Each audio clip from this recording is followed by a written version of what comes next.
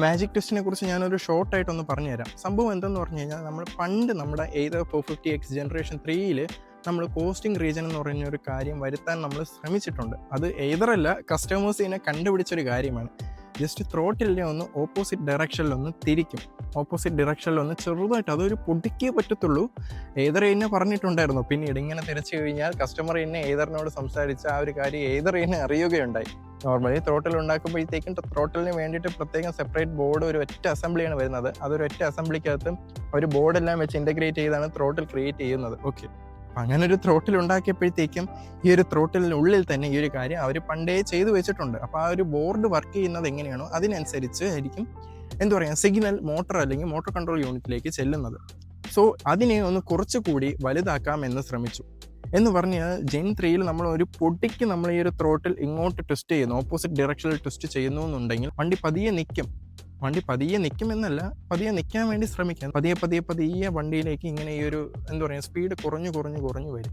അപ്പോൾ കുറഞ്ഞു വരുമ്പോഴത്തേക്കും കോസ്റ്റിംഗ് റീജിയനാണ്. ഈ ഒരു കാര്യം നമുക്ക് ഇറക്കത്തിൽ വേണമെങ്കിൽ യൂസ് ചെയ്യാം. നമ്മളൊരു നല്ലൊരു തേരിറക്കം ഇറങ്ങി വരികയാണ്, ഒരു 1-2 കിലോമീറ്റർ ദൂരമുള്ള ഒരു തേര് ഇറങ്ങി വരികയാണ്. ഈ ഒരു തേര് ഇറങ്ങി വരുമ്പോഴത്തേക്കും ഈ ഒരു കോസ്റ്റിംഗ് റീജിയൻ അപ്ലൈ ചെയ്ത് കഴിഞ്ഞാൽ ചാർജ് റിട്ടേൺ ആയിട്ട് കയറും.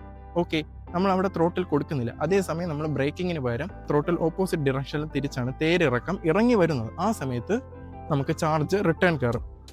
ഇപ്പം എക്സാമ്പിളായിട്ട് 70% ഉണ്ട് എന്നുണ്ടെങ്കിൽ നമുക്കത് 71% കയറുന്നതായിരിക്കും. പെർ കിലോമീറ്ററിനാണ് 1% ചാർജ് കയറണം. അപ്പോൾ നോക്കണം, നിങ്ങൾ അത്രയും കഷ്ടപ്പെട്ടായിരുന്നു മുമ്പുള്ള ജനറേഷൻസ് എല്ലാം കോസ്റ്റിംഗ് റീജിയൻ എടുത്തുകൊണ്ടിരുന്നത്. നിലവിൽ ഇപ്പോൾ എല്ലാ 450Xലും ഈ പറയുന്ന ഓപ്ഷൻ കൊടുത്തു. കോസ്റ്റിംഗ് റീജിയൻ എന്ന് പറഞ്ഞൊരു സെപ്പറേറ്റ് ഓപ്ഷൻ കൊടുത്തു. നമ്മൾ ത്രോട്ടിൽ പൊട്ടിക്കണ്ട എന്ന് കരുതിയിട്ട് അത്രയും ബലം കൊടുക്കണം. അതുകൊണ്ടാണ് ഫിസിക്കലി എയ്തർ ആ ഒരു കാര്യം മാറ്റിയിട്ട് സോഫ്റ്റ്വെയർ വഴി അപ്ഡേഷൻ കൊടുത്ത് കോസ്റ്റിംഗ് റീജിയൻ അപ്ലൈ ചെയ്തത്. ആ ഒരു കോസ്റ്റിംഗ് റീജിയൻ ക്ലിക്ക് ചെയ്തിട്ട് ഓണാക്കി കഴിഞ്ഞാൽ എന്ന് പറഞ്ഞു കഴിഞ്ഞാൽ എനേബിൾ ചെയ്ത് കഴിഞ്ഞിട്ട് ഓടിക്കഴിഞ്ഞാൽ തേരിറക്കം വരുമ്പോഴത്തേക്ക് നമ്മൾ അങ്ങനെ കൈയിട്ട് ഫിസിക്കലി തിരിക്കേണ്ട കാര്യമില്ല. എയ്തർ തന്നെ പതിയെ സ്ലോ ഡൗൺ ചെയ്തോളും വെഹിക്കിളിനെ. സോ അതിൽ നിന്നൊക്കെ മാറി പുതിയൊരു ത്രോട്ടിൽ എയ്തർ കൊണ്ടുവന്നു. അതാണ് ഈ മാജിക് ട്വിസ്റ്റുള്ള ഈ ഒരു ത്രോട്ടിൽ. അത് ഈ പറയുന്ന റിസ്തയിലും 450 എപെക്സിലും അതുപോലെ തന്നെ 2025 എയ്തർ 450Xലുമാണ് ഈ പറയുന്ന മാജിക് ട്വിസ്റ്റുള്ള ത്രോട്ടിൽ കൊണ്ടുവന്നിരിക്കുന്നത്. ഇതിലൊരു നന്നായിട്ടൊരു ട്വിസ്റ്റ് ഉണ്ട്. 15 ഡിഗ്രി ഫോർവേഡ് ട്വിസ്റ്റാണ് ഉള്ളത്.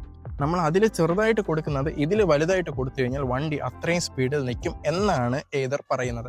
സോ എയ്തർ അതിൽ കണ്ടുപിടിച്ചാൽ നിങ്ങളൊന്ന് ആലോചിച്ച് നോക്കിക്കേ. അപ്പോൾ നമ്മളിങ്ങനെ തിരിച്ചു കഴിഞ്ഞാൽ വണ്ടി നിൽക്കുന്നതാണ്. അത് എത്രയിൽ തിരിക്കണം? 45-50 km/h കീപ്പ് ചെയ്ത് ഓടിച്ചിട്ട് നിർത്തിയാലേ അങ്ങനെ കിട്ടുകയുള്ളൂ.